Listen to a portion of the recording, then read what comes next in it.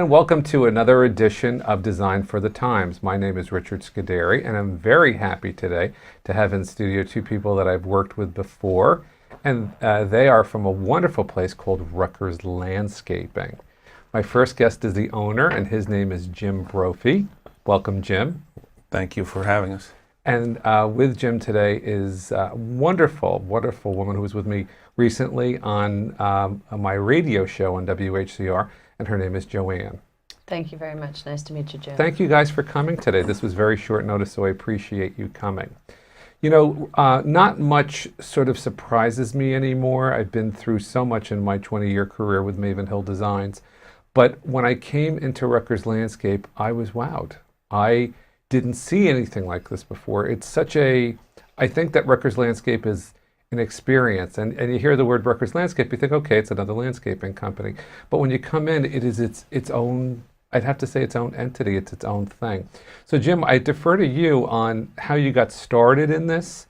And you created something that I find is so different and so interesting and such an unusual space. What was the impetus? How did it come about? The impetus was really to improve things and really like to improve people's properties. When I believe I was a sophomore at Rutgers, I had a part-time job with a bunch of buddies from Rutgers. Where So were you on the Cook campus, the agricultural We campus? were, and at that time we would work in Highland Park, which is close proximity to it. Sure. We found very quickly that our employers were less reliable than we were, and that's when I decided to start my own and just start knocking on doors, and that's how the business got started. Wow. And so we were doing cleanups and leaf removal and lawn work and just basically bed maintenance back then. Sure, and that evolved into a lot of things. So did you start small, or did you start in the location that you're in? No, I started out of a garage in my mother's house, which Wonderful. was about 5 miles away from the campus. Okay. And, was not very popular at home. Okay, having so that it's happen. in Central Jersey. Yeah, in Edison. Yeah. Okay, great. So how did that sort of evolve? Did you start picking up contracts with people? They got to know you? Yeah, I mean, when I first started everything, we actually were a company called Quality Lawn Care. That's how it started. By Jim Brophy. Okay, Had great. a big sign like everybody in small business seems to have their name on it. Right. And I guess about a year after it, I had all this work done on one truck I owned. One of my customers said, "Oh, the guys from Rutgers are here," and I didn't realize that. All right, I had 5 or 6 guys from Rutgers that were helping me do the work, and that's where the name got, Rutgers was born. got started. Yeah. You know, I didn't know that until this very moment. Yeah. Very interesting. So that to where you are today is just, miles away from that. So how did it grow bigger, or did you defer to something else? Because I thought you were a New Yorker at one point. I went to New York about 14 years later. Okay. For a little bit of a mental break and a real great experience in New York. Sure. Where I got to be around people that had, in my opinion, very big things going on. So it just made me think bigger and bigger versus the smaller mentality. Having seen what you've done there, it's so sophisticated. I bet you had to go through that part of your life maybe with that New York experience with the best of the best and seeing things you don't see other places in order to create the product that I think you bring to the table. Yeah, it definitely raised my awareness of what was possible and to niceties, things that look great and style, and I certainly have had a lot of growth in that regard over time. Because your place, guys, is I think it's high style. It's very current. It's very trending. It's very, and you're a big group there. So how many? Defer to you, Joanne. How many people do you guys have on staff here? Actually, Jim would know that better than I always say I don't know, but at peak season we may go up to 75 people. That's with part-time. A lot of front desk people that are in and out. How did you find the current space that you're in, and what was it before? Was it land that was just needed to be cleared, or what was that space? The whole before? history of it was, if I go back to the university days, 2 years after graduating, I went home. My dad had passed away right when I graduated. Went home to live with my mom briefly, and saved a lot of money and did as much as I could. And I realized if I want to stay in this, I have to make a move. So I ended up, long story short, going out to a horse show of a barn that's right behind the property I still have on Route 31. Okay. And there was a property there that's Rutgers Landscape Design today. it was basically, for sale, and it had 8 acres. And from a kid from Edison, 8 acres was like oh my 100 God, acres. right? Yeah, it was an orchard. That kind of set the tone to. Oh, so you didn't have the place on 202 first. You had the place on 31. We were on 31 until 2005. Okay. And when I went to New York in 99, I was a bachelor, and at that time I really. So you had a really wanted good to time. have a good, I wanted to have. You had a good time. I enjoyed myself. I wanted to live. Right. The funniest thing people say back then is you're a landscaper. I always felt like I made a goal to work on my business as well as in it. And by that, it's a philosophy that you just look at your business a little bit from the outside and you always try and improve it. Right. So going to New York was a real risk to be, an hour and a half away. Yeah, kind of counterintuitive. I learned how to make it work. Right. For the first 4 years, all I did was have fun. And people would say, why do you live in New York? I said, well, you just answered your own question. Right, yeah. I think everybody should live in New York for a little bit. That's it. And at that point, I did meet my now wife in 2004. I started to get a little bit more serious about, where I want to go, what I want to do. And I just happened to be driving home one day, and I saw this gigantic sign for sale on Route 202, about a half a mile away. It was a cornfield. And I called up a few people, some people I knew very well that were in real estate, and they said, don't do it. You have a competitor right across the street. It'll be awful for you. Yeah. And then I called up a good friend and attorney of mine to this day, Bob Ballard, and his comments were, you got to do this. It's the best thing you'll ever do. And that's when I went and bought it, and the rest is history. Famous words. So that's 2005. 2005 was bought. It took a good 2 years to get approvals. We opened in 2007, so we're there a little over 10 years now. And I have to say, it's a lovely space. So when you were going to do the space, did you have a vision of what the space was going to look like, or did you have somebody help you with that? I have someone on staff, Jeff Delisandro, has to get a lot of credit for the actual merchandising. He's got an incredible eye. My input to this was the overall concept and design, how it should be laid out with parking lot and access and roads and walkways, and it was more top view. The details and how we've redone the store, which you say, wow, that's Jeff. The layout it doesn't look like a mom and pop nursery. No, it looks like a well thought out, interesting place to walk around. And almost an event space, and we'll talk a little bit about that. So one of the things I was very happy to have is that Joanne has a wealth of knowledge. So Joanne, I want to ask a little about your background in plants and how this evolved for you. Are you a New Jersey native? Actually, no. I am a Canadian, and I'm in the process of getting my citizenship now after living in the States for 32 years. Wow. But I met Jim in my 20s, and I was working probably with 25 years ago. Wow. Rutgers University, as well as doing work with Friends of Rutgers Gardens, and knew that Jim had this garden center, so I started working for him part-time, finished up my college degree, and then came to work with Jim full-time. Wow. My degree was environmental, but I had a lot of hort and landscape classes prior to changing my degree over to environmental, and it just seemed to fit. It was a natural fit, and I really enjoyed working with Rutgers, and I wanted to be outside, and of course I'd by then worked for you about 6 years by then, so I was really excited to go on full-time, and I've done a variety of things with the company and created a job which we call the garden coach, which is what I am now. Right, so I want to talk about being a garden coach, because I live out in Hunterdon County in Tewksbury, New Jersey, in a rural area where people have beautiful, beautiful properties and really know their stuff. So for you, are you constantly learning? Are new things? I find that they're doing new things, hybrids, new things. I'm always learning something. How do you keep up with all that stuff It's if you're really coaching? Exciting field. There are new varieties and hybrids and cultivars that are introduced every year, so there's always something new and exciting. And we go to different trade shows and, of course, read and discuss among our peers and our fellow employees all the new and exciting things, because we're all very much so into the industry, and as I would like to coin the phrase, plant junkies.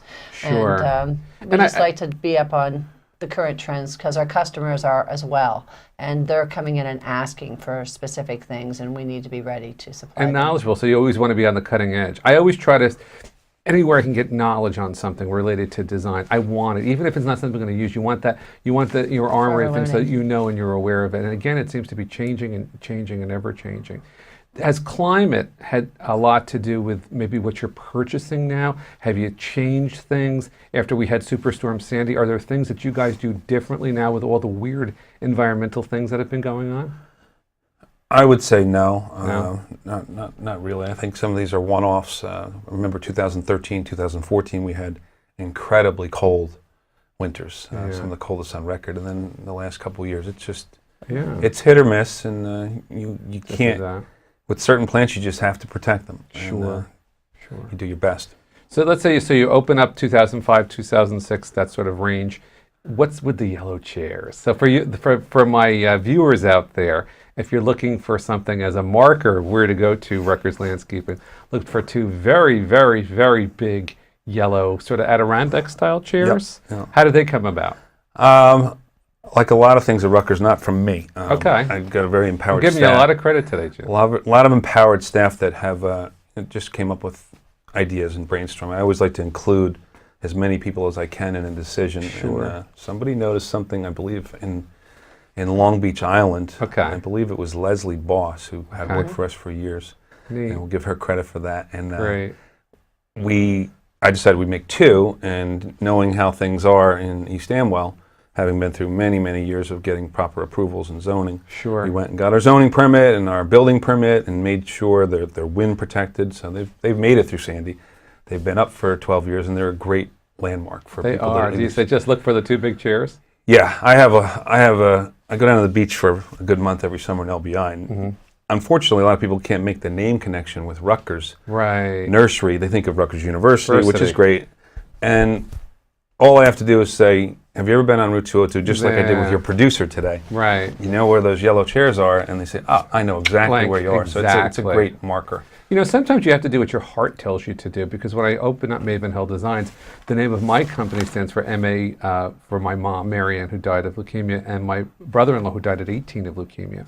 So I called it Maven Hill Designs. People said, don't ever call it Maven. They're going to call you Marvin. They're going to think your name is Mr. Marvin Hill, blah, blah, blah, blah. Sometimes you have to go with what your heart tells you to do. Right. You have to say, okay, very nice, but I'm going to do what I want to do, and things work themselves out. You know, I think what the bigger deal is that when you walk into your space, when you go beyond the yellow chairs, it's not the yellow chairs may find you there, but what keeps you there is what you do in the space. So I want to talk about. I had heard about you, and I've never told you this before, but I've heard about you long before I saw your facility, because a friend of mine had some landscaping done. It was just perfect. Not a big budget, not a big property. So well done that I thought, these people know what they're doing.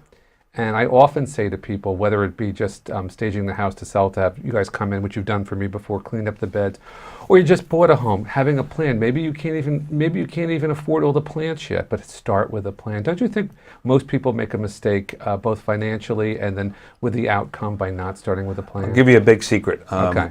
If you don't have a plan, you're planning to fail. You're going to fail, right? And to some degree, we have different businesses. We have Rutgers Pools, Rutgers Landscape Design, Rutgers Tree Growers. It's where our farm is. Right. We grow on 60 acres. I want to talk about that today. Sure. And then we have Rutgers Nursery. Rutgers Nursery is a tremendous facility. It's so inspiring. It also acts as almost a guaranteed annuity, because people get very impulsive. And this is a secret I hope they understand. You can rush to judgment and want to plant everything you see that looks pretty right away, where 2 or 3 years from now, that annuity comes due, and you're back at our nursery, and you're replacing or moving, or you're finally saying, you know what, I'm going to get a plan now.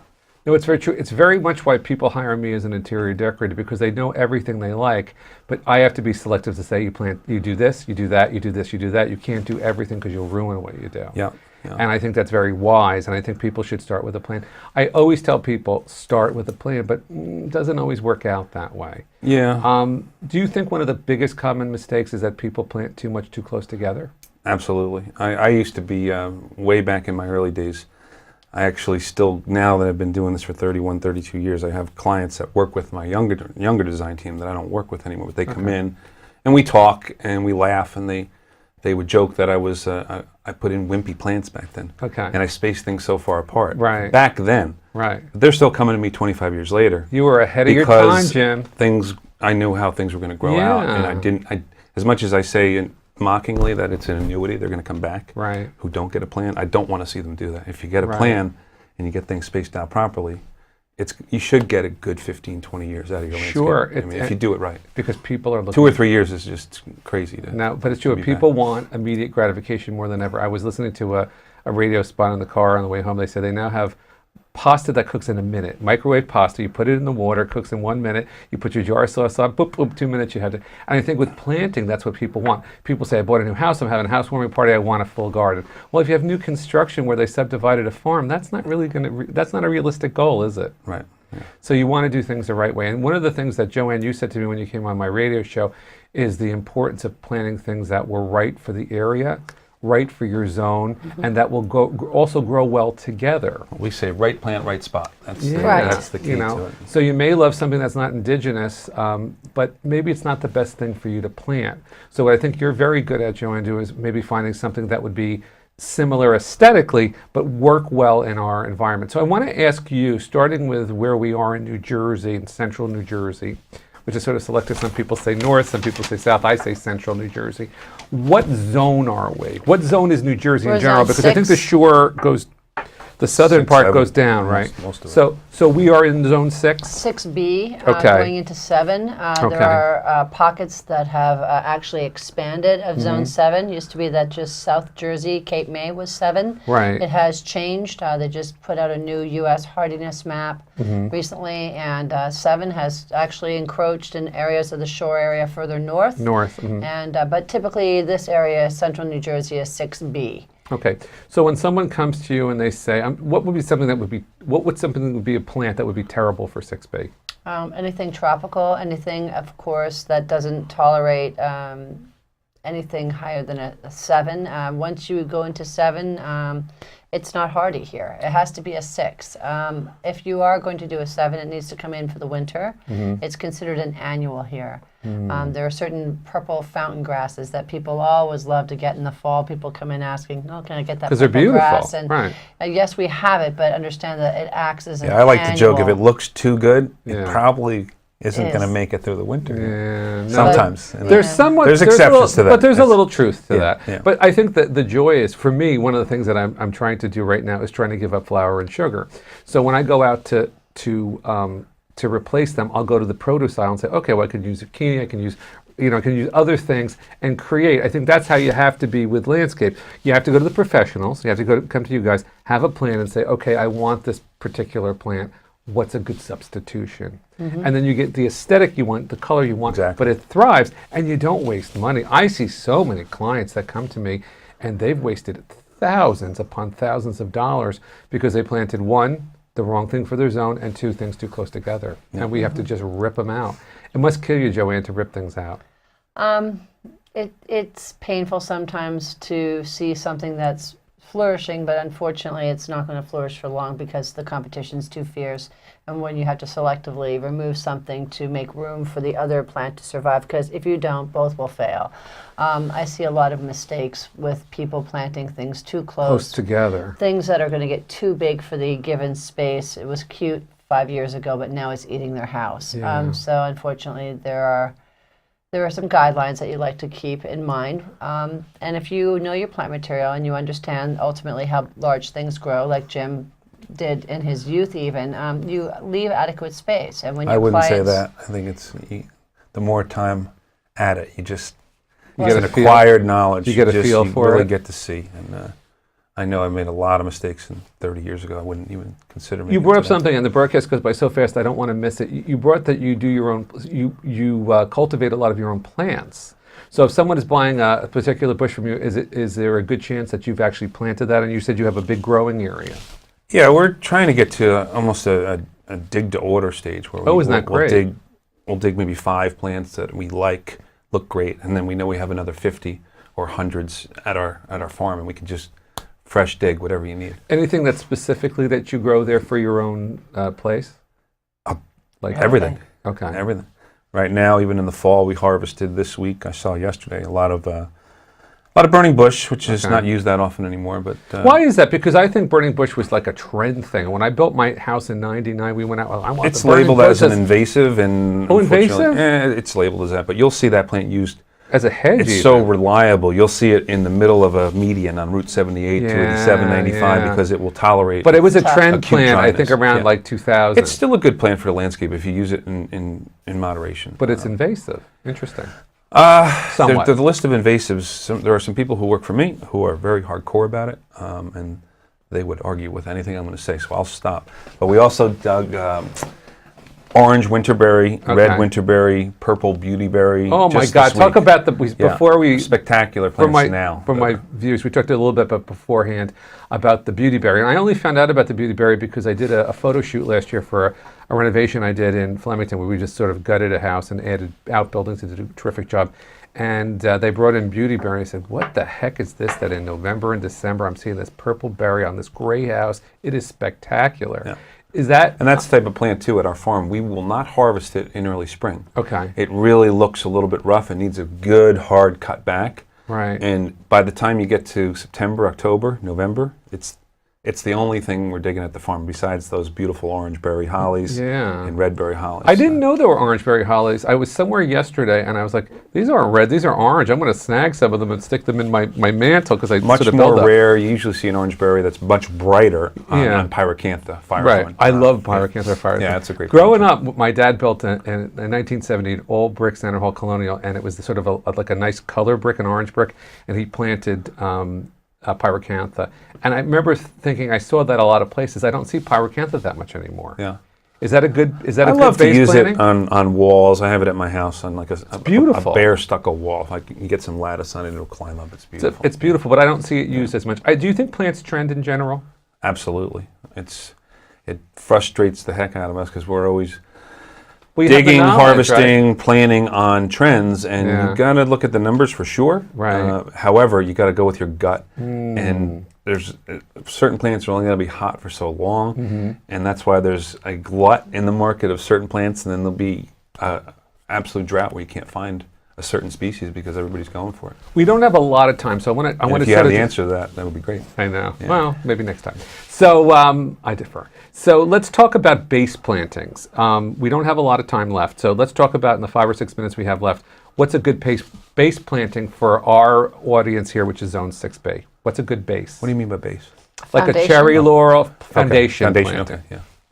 What would you say? Like you said, Autolucan cherry laurel is wonderful. Okay. It's a nice broadleaf evergreen with a spiky white fragrant flower in the spring. What about spireas? I see them used a lot. Not for a foundation plant. It's more of a mass planting for long summer color Gets and good fall color. Uh-huh. It does get big. It's easy to maintain, and again, often used on commercial applications or in homes. Okay. One thing I'd add boxwood too. is excellent. Sorry to interrupt, but one thing I add, when you say foundation, there's so many beautiful homes I see nowadays that don't really have foundation. They have stone or brick. Don't cover it. The foundation is to block the concrete foundation. So look at your landscape as a designer. Right. And if you got beautiful stone, you don't really need evergreens all the time.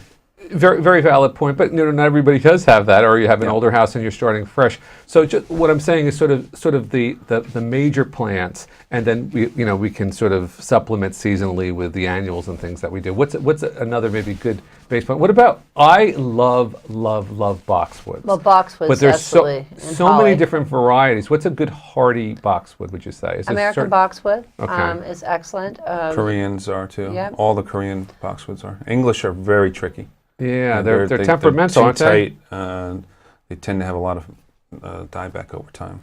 When I built, not the house I'm in, but the last house, I wanted my walkway curved on the end, and I had seen at somebody else's house. And that's a thing. Take a drive on a Sunday in the best neighborhood you can find. You get great ideas that way. Yeah. And I did like sort of a rounded collection of just dwarf boxwoods. They were gorgeous. But they did get one or two the first year got a little bit of a frostbite. And I see a lot of people cover their boxwoods. Are there some with some sort of a burlap or a cloth? Or some boxwoods need to be covered in the winter or some don't? Again, it all depends on if you get the sub-zero freezing temperatures. And their exposure, where you're planting them too. We're just talking about using anti-desiccants for broadleaf evergreens. Usually, if you wait until you have 3 days of 50 degrees or less, the stomatas on the leaves of a evergreen will close, and then you can apply a dormant oil spray, which will lock in the moisture and help protect them from drying out and the excessive winds and sub-zero freezing temperatures. That's why we need to cover it in Thiga. And so again, we were talking about Bruce. Bruce does internet pricing, but he says come and make an appointment and sit down and learn, do things the right way. Very much true with what you're doing, because planting is an investment, so you want to make sure the dollars count. As you said, Bruce, in the segment earlier, you said that a good garden can last, if it's planted right, how many years? 20. I would hope 15 or 20, yeah. Wow, so it's worth it, I think, from the front end to do it right. Yeah.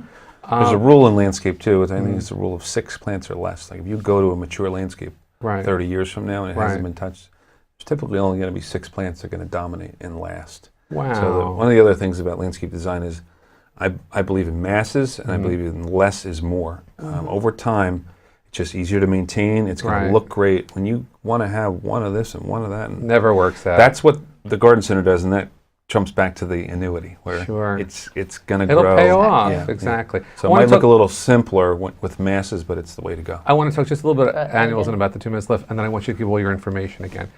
An annual that I found that was in your place that I bought, someone said, buy this, it's deer resistant. I thought, this looks like nothing.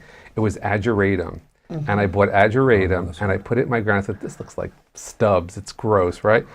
It is the best annual I have ever found in my life. It grows in mass. It starts to build and look like roses. It's purple. The deer will walk around it and eat something else. I love it. Is there any sort of other plants like that are like a win? To me, ageratum is the best plant I've ever found as an annual. It gives me that purple look all summer long. I have to rip it out at the end if I want to. It goes into the fall. It is just a great annual. Well, for an Maybe annual, you disagree, but for me, it's been such a success. It's a good annual. I personally think there are a lot of good annuals. You can use something like a lantana, which is good for hot, sunny, dry. It all depends on the application, the site, and the exposures, the conditions, and how much maintenance you want to do. Sure. But one of my favorites is a native. I like to use leadwort or plumbago, which Plumbago. Oh, yeah, that's that is dark, rich, bright purpley blue flower. And That's not perennial? it is perennial, yes. Oh, yeah. Okay. It's a native perennial, and it's a low spreader. Get about 12, 18 inches high and But wide. as I recall with the plumbago, even without the flower, which is gorgeous, the plant is pretty. It is gorgeous because it turns this fiery red in the fall, and when you combine it with a very simple foundation plant like a boxwood hedge or a cherry laurel hedge and use as an understory plant, it gives you a long continuation of summer color, but then give you a really good fall contrast of foliage against the evergreen background. Wonderful. Well, listen, we're running out of time. I want to thank you both for coming. Give information once where you're located, your phone number, and your website. Route 202, Ringgoes, New Jersey. Rutgers, like the university. L, capital. N, like landscape nursery. RutgersLN.com. Great. 800-422-6008. I thank you both. Look for those yellow chairs. Yeah, look for the yellow chairs. I thank you so much for being our guest today, and I thank you for tuning into our new program. Design for the Times has a lot of new programs planned for 2018, and I thank you and have a wonderful day.